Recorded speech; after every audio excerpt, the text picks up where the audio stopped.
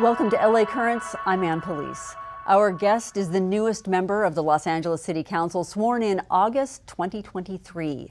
Representing Council District 6, we're happy to welcome Councilmember Imelda Padilla to LA Currents. Welcome, Imelda. Glad you could join us. Well, thank you so much for having me.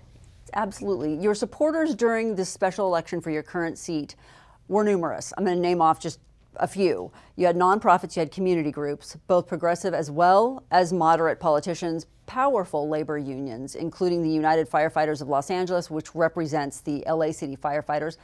That's quite a list for your first time really throwing your hat into the ring for an elected position at this level. What are some of the things that you've accomplished up to this point in your political career that would garner such support?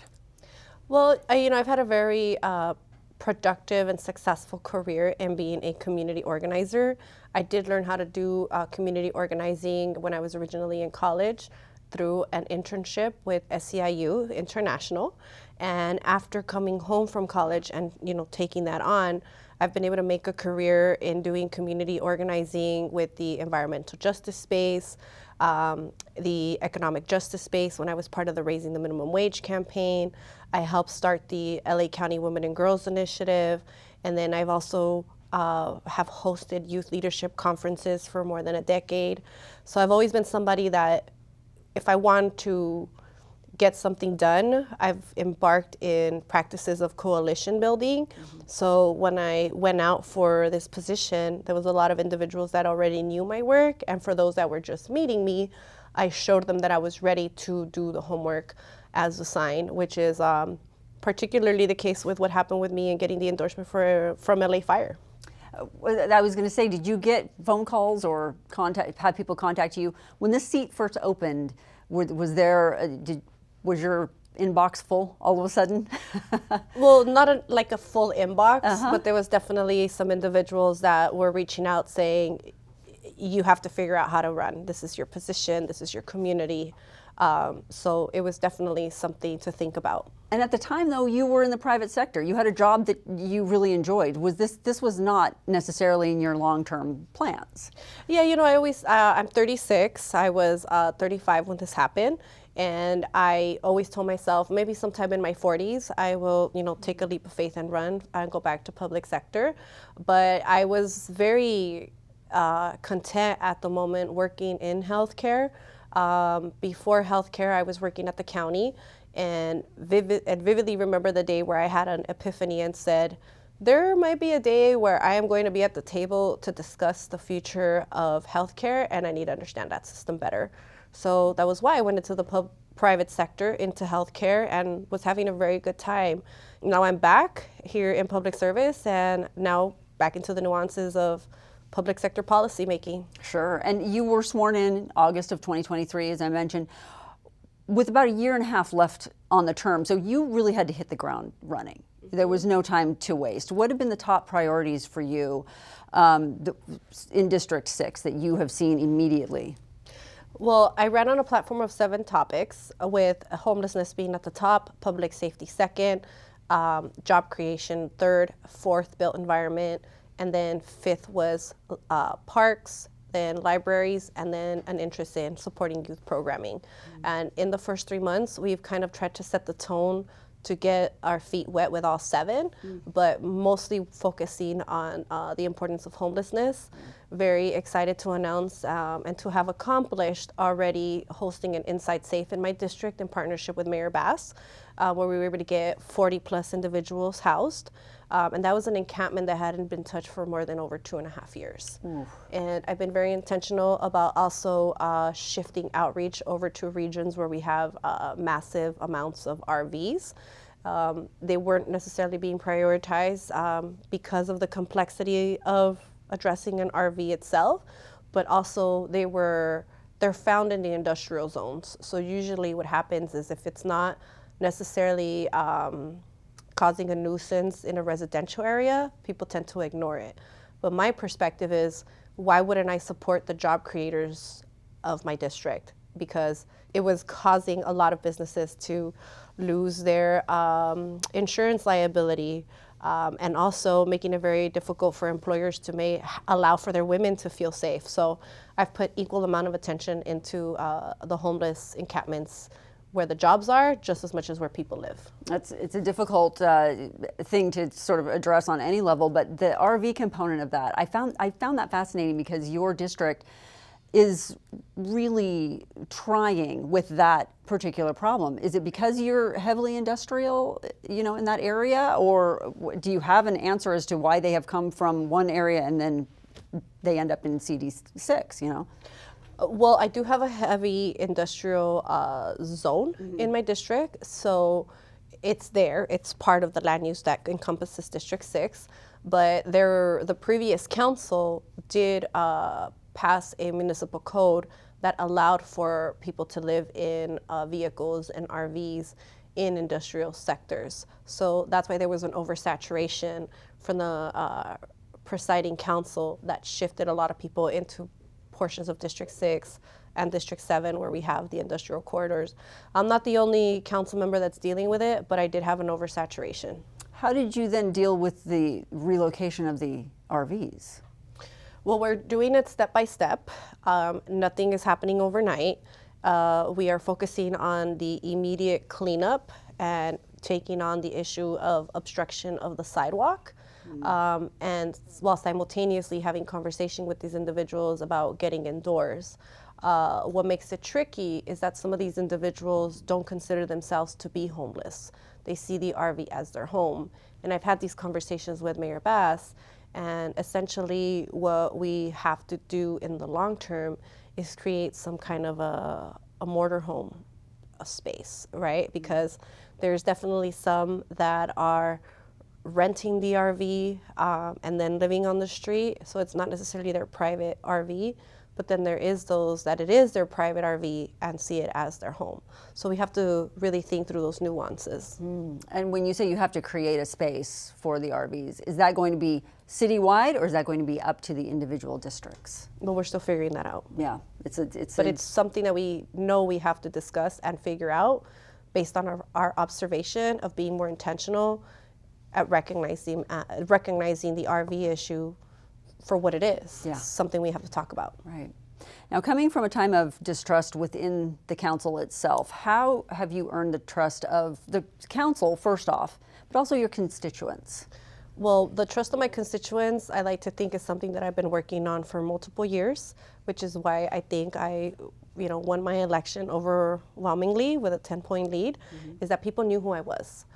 People know that I'm a hard worker, people know that I care, and people know that I pride myself on being accessible, a coalition builder, and that I'm very intentional about building strong teams, and that I play a direct role in the professional development of the teams I put together.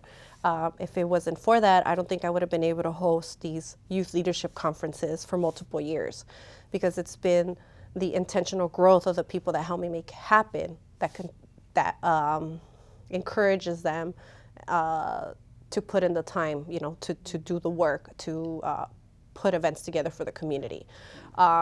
So that's on the community side. That's what I think is kind of been part of building their trust. Yeah. I've been doing it. Right. And in terms of my council, it's one day at a time, doing things like the going out to coffee, going out to lunch, showing that when it comes to topics that maybe affect multiple districts, that they recognize that I want to be at the table and be collaborative, and just be transparent with what my vision is and be open to what theirs is. And when we have to compromise, that's exactly what we do. But we have to work together, because at the end of the day, what I think all members of the council want to do is improve Los Angeles. Right. It should be the goal for everyone on the council. Yeah, exactly. Yeah. So you have worked with both city and county, as you mentioned, the LA County's Women's and Girls Initiative. You've worked on both levels. Those personal as well as professional contacts have really helped shape your position that you have now. In fact, you have mentioned that it's the long-term work that you've put in is really what has gotten you to where you're at. Where do you see yourself going from here? Continuing on in the city realm? Well, I have a passion for local politics, right? There was definitely a few opportunities where people in the community mentioned, are you going to look into the state seats that overlap where I live? Right. But my heart was not in Sacramento. I really like local politics, local governance. So right now I'm laser focused on the opportunity and the task at hand of accomplishing good things as a city council member. And what am I going to do immediately after that? I don't know yet. But what I can say is that I do know that in retirement, I would love to be able to teach at the community college level. Oh, yeah. Yeah, I want to teach Poli-Sci 1, Poli-Sci 2 at community college. It would be quite a treat. Right. Talking about your work with the homeless, that was number one on your list of 7. Also in there, though, was your work with the youth. What kind of plans are you hoping to implement for the youth of your district? Well, I've been conversations with Councilmember Monica Rodriguez, who it's her goal, it would be her ideal that we at the city council level can have more oversight into things related to funding of youth programs. So I'm in constant conversation with her about that. I want to make sure that as we formulate this department, that we find a way to get more young people employed, right? And having productive summers. I always tell young people, never have an unproductive summer. Either you intern, you work, you have to go to summer school. You know, it's not a time to just sit on the couch. So that is something that I would like to do. But in addition to that, you know, I like to consider myself a very methodical person. So first things first, I've also talked on the campaign trail about how I care about cleaning up our parks and supporting our libraries. So I'm kind of immersing myself in both those spaces and in conversations of our family source centers. The 6th district, for the first time ever, now has a family source center that's coming to Panorama City. So I'm talking to the awardee about where they should be placed and the partners they should be talking to, while simultaneously figuring out how to clean up some of the parks that have been neglected, and also supporting our libraries to really create a culture in Los Angeles of reading is cool. You want to grow up to be a cool, productive adult, read some books, and read every book that falls in your hands. Yeah, I agree. You are a first-generation Mexican-American. You have a painting hanging in your office. I've seen some photos of it that depicts your heritage. It's really lovely.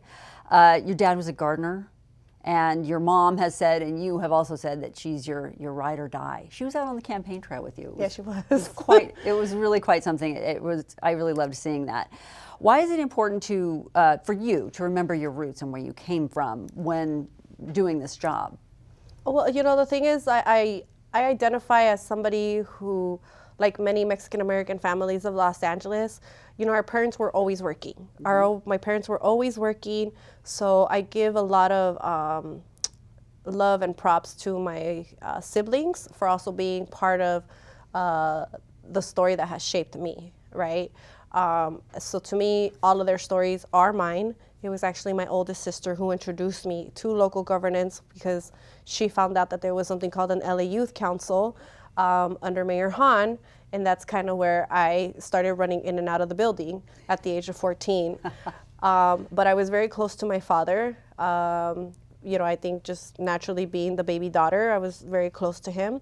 So yes, in my office, I have a portrait.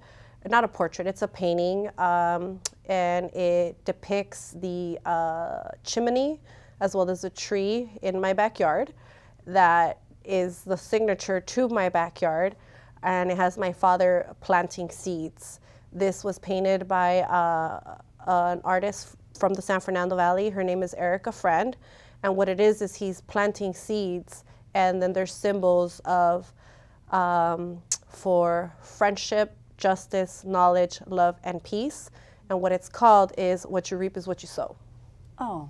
So if you plant that, you get it back. I love that. Yeah. That's amazing. What does your family, siblings, your mother, what do they think of you being an elected politician in Los Angeles? You know, I think it's different for each of them. You know, I think for my oldest sisters, they're very proud. praying for me all the time, Oh, good. very nervous, because they understand the pressure and the honor and responsibility that comes with it. I think my brothers too they treat me from the perspective of, I'm not surprised, sis, we knew you would be here someday. So they're very proud and very excited. I think they enjoy people in the community saying, oh, I saw your sister here, I saw your sister there. I could tell that they like that. Whether it's seeing me on the Citizens app or social media or Channel 35, they're enjoying that. And my mother is just ecstatic and really humbled by the experience. She's somebody that goes to church every day now that she's in retirement. So when people, give her, as we say in Spanish, porras, like a congratulations for winning, she's honored. But she's also, one thing that's happening to her that didn't happen before is people are asking for street lights to be fixed or streets to be repaved, and she likes that. Oh, she's honored. Okay, she's good. like, oh, I didn't know we can do that for you. So she is elevating it to me and my team, and then we work from there. I love that. Now, as I mentioned, you are a first-generation Mexican-American. When you're on the council, in the meetings, does that impact or shade anything decisions that you make? It must. You have a certain perspective that maybe some others don't have. Well, I think for me on an individual level, as somebody who, the most personal part of me, component to my own personality outside of my ethnic background, is that I was a special needs kid. I grew up with something called rickets, so I used to get picked on a lot. So my own personal story made me tough, and there's this perception that Mexican American women are tough, or that we're very aggressive. But I know that with me, it has nothing to do with my ethnic background. It has to do with the fact that life just put me through adversity, and here I am. Because when I'm on the council, I like to think of myself as representing everybody in the 6th district, which is Mexican American, heavy Filipino, heavy Armenian, older white, older African American. It's a very diverse region. I like to think that District 6 kind of looks like what all of Los Angeles is going to be looking like in the next 10 years. So when I'm on the council, I try to bring that, the perspective of being an individual who grew up in the 6th district, a community that has been underfunded and underrepresented, and also in need of some investment because we have huge potential.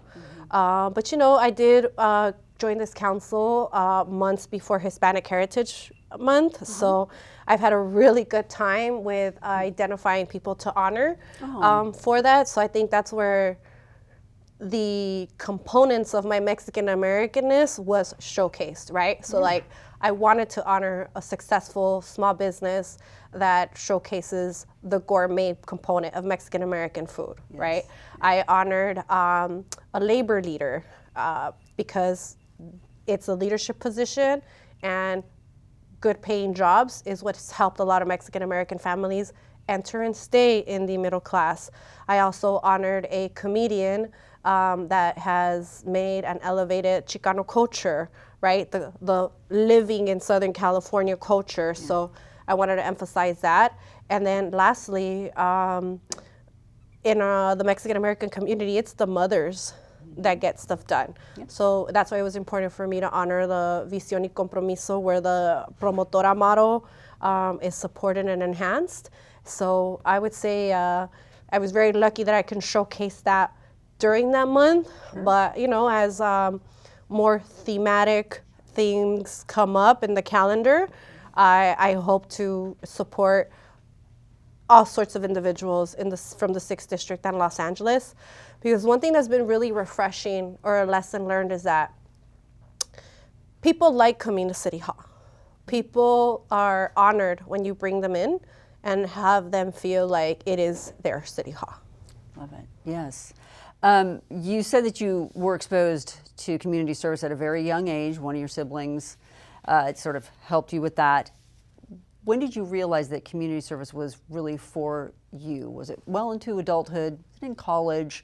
At what point did you go, no, I love this? You said you were running up, in and out of the building at 14 years old. When did you sort of have that realization? It was actually earlier than that. I grew up going to the Sun Valley pool at Sun Valley Rec Center. And I remember attending that age 5 and under. And then I remember being, first grade, second grade, a little bit older, and we couldn't go to the pool anymore because it was closed. And then I was in 3rd grade, Miss Sutherland's class. I remember it like it was yesterday. And we were told, we're walking to the park. It's a walking field trip. You guys are going to go check out the new showers and the new pool and the new slide at Sun Valley Rec. Nice. So our local council member at that time, Richard Alarcon, had just found the funding to reopen the pool. So here we were in the background for the photo op of reopening it, and then that's when I remember saying, there's people in charge at making sure our communities can improve. And that's when I knew I want to know who's in charge of making my community better. So it just happened to be that as I got older and my siblings exposed me to service, that I was like, oh, of course I want to join the LA City Youth Council. I could learn more. Wow. That's quite a story, and at such a young age, it's like I would have never noticed something like that. But that's good, Yeah. very insightful. Well, I got my pool back. That's true. And I had a water slide now. It's very important in the heat of the summer. That's true. You mentioned that CD6 is underfunded, has been notoriously for many years. Are you working towards some things that will bring an infusion of money into your district? Absolutely. So one of the things that I think was done very correctly and has benefited the community is that as land use decisions are made and new opportunities come for big job creators, sometimes we utilize the tool of a community benefits agreement. In my district, we have been able to do some of those with the trash companies. And now that a lot of the RFPs and contracts, leasing contracts are coming up out of the Van Nuys Airport, that is definitely a model that I am looking into, because while these vendors on the airport are going to be generating millions of dollars as a job creator, it would be nice to get a piece of that that profit and immerse it back into the Van Nuys community. A lot of work ahead. We're so glad you were able to join us today. Are there any websites? Can folks find you on social media? Yes, so you can definitely follow our social media page at CD6 Los Angeles, which is our handle for Twitter, Instagram, and Facebook. Okay. And you can always learn more at our formal City of LA website. Okay, very good. Councilmember Padilla, thank you so much for joining us. We're glad to have you on. Thank you. And that's a wrap on LA Currents. I'm Ann Pulice.